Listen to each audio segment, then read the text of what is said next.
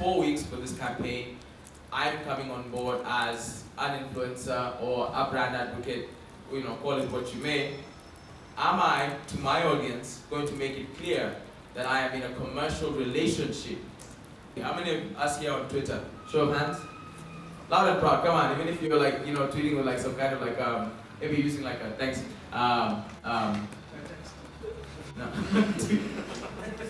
Yeah, thanks. The guy with the S5 says you're tweeting by text. I say you talk to him about influencers after this and see if we can give you an S5.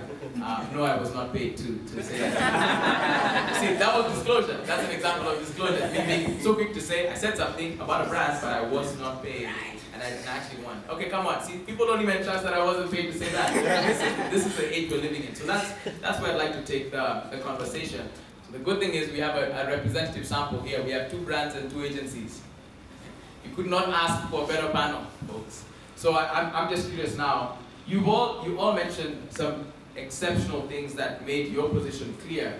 Now I'm just asking a simple question. What's your position on disclosure? And have you initiated any kind of dialogue where disclosure was present? First of all, you're putting us in a very precarious position.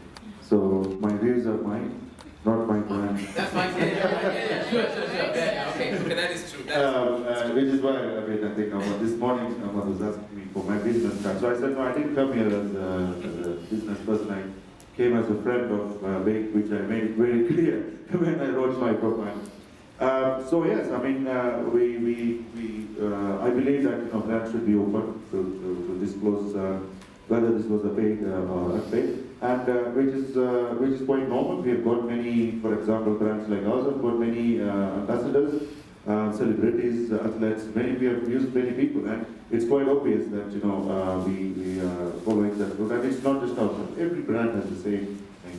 So in this age of consumerism and high-profile marketing, let me put it that way, we have. Let me say that in a bit, but I think we have seen unprecedented changes in marketing. It's not like 10 years or 15 years ago. Influencer is somebody who's there with a following, yes. He does his job for maybe full-time blogging, yes. But are you there to give out an honest opinion or review, or are you there just to make sure that people buy? If Fanta Orange was with somebody, or Fanta Passion was with somebody who is paid by Coca-Cola, it would not have the same impact it has when she posted. What are some of the metrics that you've used, and how can they be measured to lead either directly to sales or whether it's engagement and such like? There are 3 things we look at. First, you find there are tools that are available online that can tell you the kind of clout somebody has, the kind of impact somebody has, the engagement or how the reach of each individual, they are there in particular categories that we're looking for.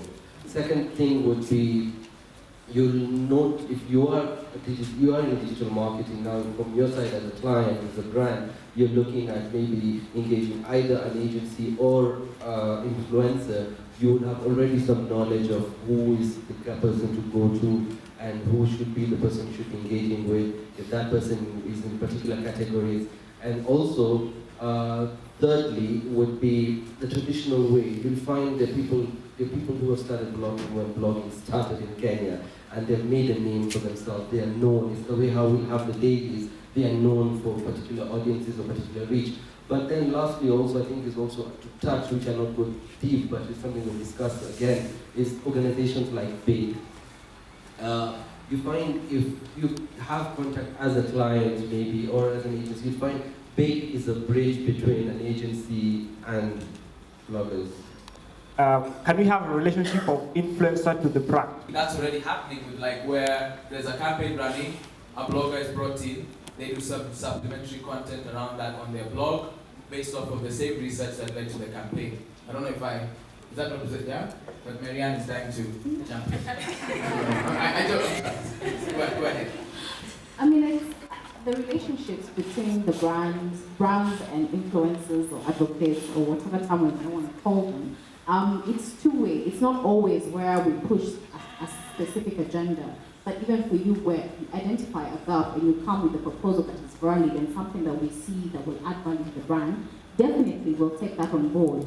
And as Manoj was saying earlier, at the end of the day, what you want is also constructive feedback that will help you, that will also have an input towards your R&D and also helps you improve some of the things that we've done, you know. What I was referring to is that you have to also look at the personality that somebody has developed.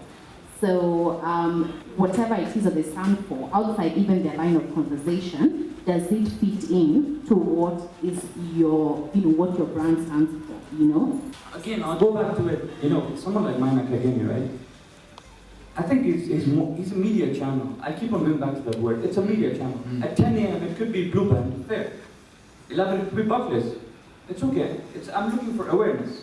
I'm not looking for a brand ambassador and looking at, of course, I would never hire him, and I'm saying this, for a brand, like, you be my brand ambassador. I couldn't, because he's credited himself. But that's the decision he's made for himself. If you are running a shop, because my blog is my business, you are shout every day that I've sold 2 things. So we, as BEC, we decided that we'll have a draft for disclosure, but it will be upon individual bloggers to decide. When you do an opinion and you see a problem with the brand, and you put it out there, most guys from agencies, from PR, from the brand that will come after you. Because if you can't talk about being authentic, and at the same time you're telling guys, don't say that my brand has a mistake somewhere. So if I'm doing poetry, and I do poetry every night, you know, every single day, I went to Blogspot, created a blog and stuff. And for 3-4 months, for 3 years, I've just been doing my own poetry. Then, you know, someone says, no, put up something for us. Then I need to disclose. But it depends. I believe agencies and brands are getting it wrong on the element of who needs to disclose. Because at the end of the day, what is the purpose of your blog? Even if you have 2 followers, your dreams are valid. You have influence. If you have 1,000 followers, are they consistent? Those are some of the things that are rarely focused on, and it becomes frustrating for some of us creative bloggers, because we, unlike lifestyle bloggers who will get 20,000 hits in a day, we don't get that. But our difference is we have consistent followers.